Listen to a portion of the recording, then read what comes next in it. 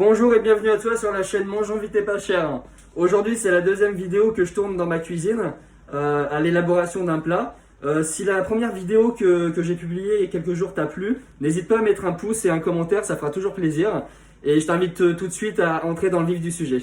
Alors aujourd'hui nous allons faire des boulettes avec cette chair à saucisse que nous allons accompagner d'un poivron, demi-oignon et j'ai choisi des haricots verts assaisonnés avec de l'ail et quelques épices. Alors on le coupe en deux. On n'en garde que la moitié. On n'oublie pas d'enlever le germe qui se trouve au milieu. Voilà, comme ceci. Et ensuite, comme je l'ai expliqué dans la précédente vidéo, on n'oublie pas de bien incurver la main comme ceci, de façon à garder la lame derrière les ongles.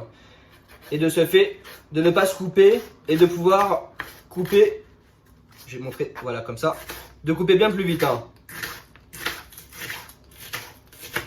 Vous voyez? Alors, une fois que l'oignon est coupé, on le met dans un récipient, on range, on nettoie le plan de travail et on peut passer à la découpe du poivron.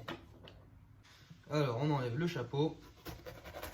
Hop, vous voyez, on a trois branches, on peut appeler ça des branches qui tiennent, on va appeler ça, c'est les graines tout simplement. Les graines qui sont tenues à l'intérieur, hop, et on commence à découper. Pareil, main incurvée, lame derrière les ongles, et on peut y aller. Alors, une fois que le poivron est découpé, on va maintenant s'occuper de la viande. On va en faire des boulettes. Maintenant, on va passer à la préparation de la persillade. Allez, c'est parti. Alors, comme d'habitude, on n'oublie pas d'incurver ses mains, de placer la lame derrière les ongles. Et puis, il n'y a plus qu'à y aller. Alors, malheureusement, je n'ai pas de hachoir à la maison. Alors, ce que je vais faire, c'est que je vais prendre mon couteau qui coupe le mieux. Et on va venir... Vous posez votre... Si vous n'avez pas de hachoir, vous faites comme moi. Vous posez bien votre main à plat sur le haut de la lame. Et vous venez faire ce geste circulaire de gauche à droite.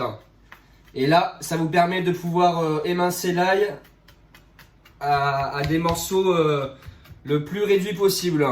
Et vous pouvez faire l'opération 3-4 fois jusqu'à ce que vous jugiez que les morceaux sont assez petits pour les faire passer au mixeur. Alors une fois que c'est fait, vous mettez l'ail au fond d'une tasse. On vient y mettre, moi par exemple là je vais mettre un quart d'huile dans la tasse. Je vous rappelle que c'est seulement pour la poêler, donc faut pas trop en mettre non plus. Un peu d'herbe de Provence. Voilà. Une pincée de sel. Comme ceci, pas plus. Et un petit peu de poivre. Alors, comme pour l'ail, on vient hacher le persil en faisant attention à ne pas se couper. Bien mettre la main au-dessus de la lame et faire une rotation de gauche à droite. Tout ça à la poêlée. On verse tout le contenu sur les ingrédients. On en profite pour mélanger délicatement. Si vous aviez cette odeur que j'ai dans le nez, vous en auriez l'eau à la bouche. J'espère que, encore une fois, que vous pourrez reproduire cette recette à la maison.